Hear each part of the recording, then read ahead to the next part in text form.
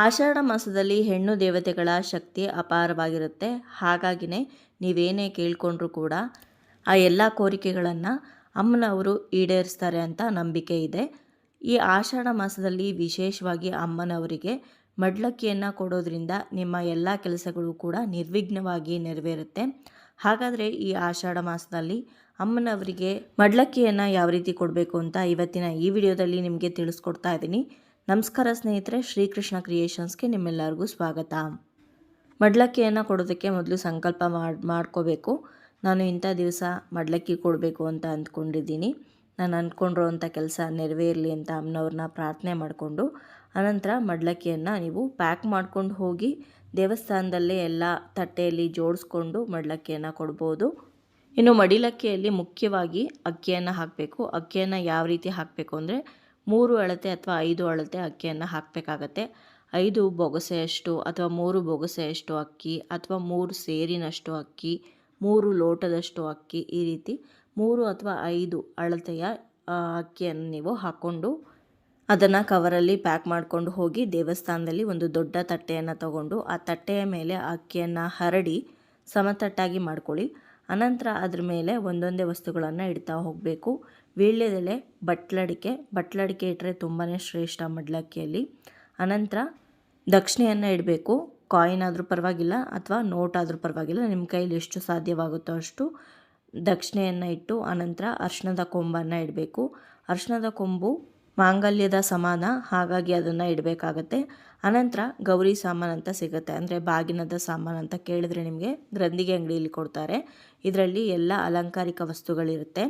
ಬಾಚಣಿಗೆ, ಕನ್ನಡಿ, ಕಣ್ಕಪ್ಪು, ಅರ್ಶಿನ ಕುಂಕುಮ ಎಲ್ಲವೂ ಕೂಡ ಇರುತ್ತೆ. ಅದನ್ನು ಒಂದು ಪ್ಯಾಕೆಟ್ ಇಡಲೇಬೇಕು. ಅನಂತರ ಹಣ್ಣುಗಳನ್ನು ಇಡಬೇಕು. ಬಾಳೆಹಣ್ಣನ್ನು ಕೂಡ ಇಡಬೇಕಾಗತ್ತೆ. 12 ಇರೋವಂಥ ಬಾಳೆಹಣ್ಣಿನ ಚಿಪ್ಪನ್ನು ನೀವು ರೆಡಿ ಮಾಡಿಕೊಂಡು ಇಟ್ಟರೆ ಒಳ್ಳೆಯದು. ಅನಂತರ ಒಂದು ತೆಂಗಿನಕಾಯಿಯನ್ನು ಇಡಬೇಕು. ಅನಂತರ ವಸ್ತ್ರವನ್ನು ಇಡಬೇಕಾಗತ್ತೆ.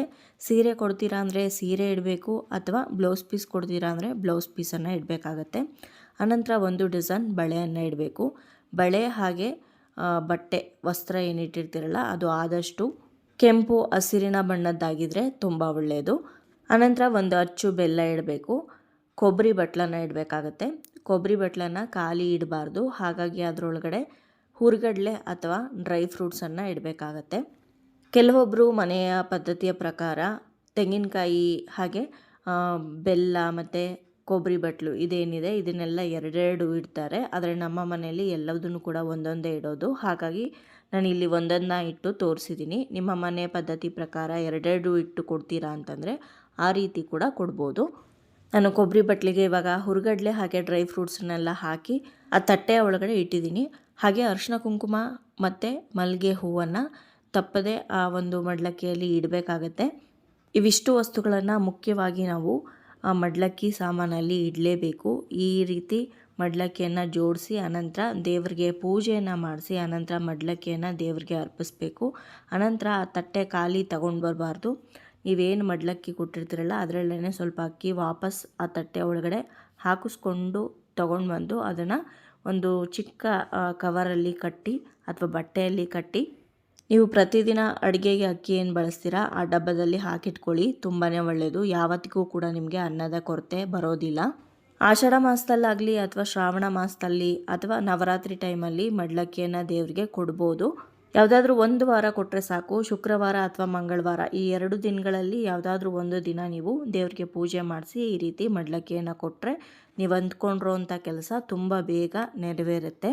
ನೋಡಿದ್ರಲ್ವ ಸ್ನೇಹಿತರೆ, ಇವತ್ತಿನ ಈ ವಿಡಿಯೋದಲ್ಲಿ ಆಷಾಢ ಮಾಸದಲ್ಲಿ ಅಥವಾ ಶ್ರಾವಣ ಮಾಸದಲ್ಲಿ ನವರಾತ್ರಿ ಸಮಯದಲ್ಲಿ ಅಮ್ಮನವರಿಗೆ ಮಡ್ಲಕ್ಕಿಯನ್ನು ಯಾವ ರೀತಿ ಕೊಡಬೇಕು ಅಂತ ತಿಳಿಸ್ಕೊಟ್ಟಿದ್ದೀನಿ.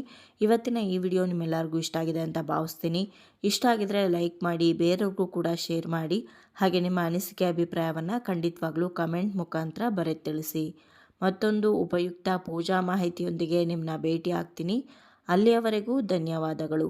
ಲೋಕ ಸಮಸ್ತ ಸುಖಿನೋ ಭವಂತು.